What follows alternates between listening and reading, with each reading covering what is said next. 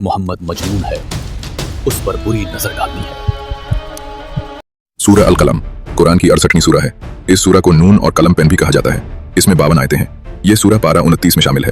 سورہ القلم مکھیہ روپ سے مکہ کے شروعاتی دور میں اتری جب پیغمبر محمد کو ان کے مخالف پاگل اور جھوٹا کہتے تھے۔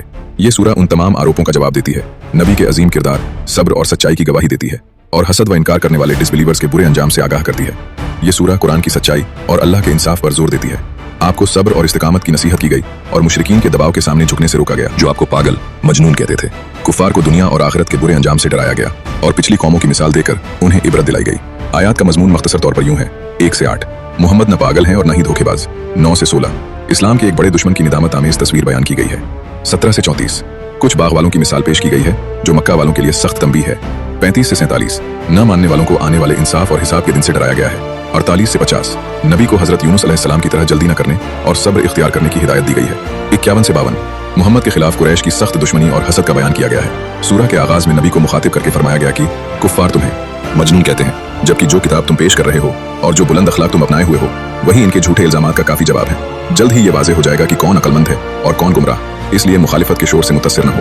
پھر مکہ کے ایک مشہور سردار کا کردار بغیر نام لیے بیان کیا گیا تاکہ عام لوگ سمجھ سکیں کہ نبی کے پاک اخلاق کے مقابلے میں ان کے سردار کس قسم کے اخلاق رکھتے ہیں۔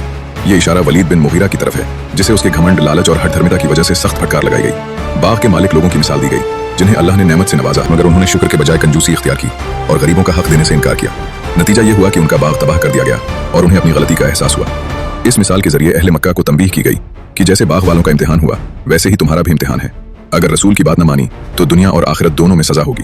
ان آیات میں بار بار یہ بات واضح کی گئی کہ آخرت کی کامیابی صرف متقیوں کے لیے ہے، گناہگار اور فرما بردار برابر نہیں ہو سکتے۔ سورہ قلم کی آخری 2 آیتیں اس وقت نازل ہوئیں جب مکہ کے مشرک اور ڈسبلیورز لوگ محمد کی دعوت اور قرآن کی تلاوت سن کر ان کے خلاف شدید حسد اور دشمنی کا اظہار کرتے تھے اور ان پر جادو یا بری نظر ڈالنے کی کوشش کرتے تھے۔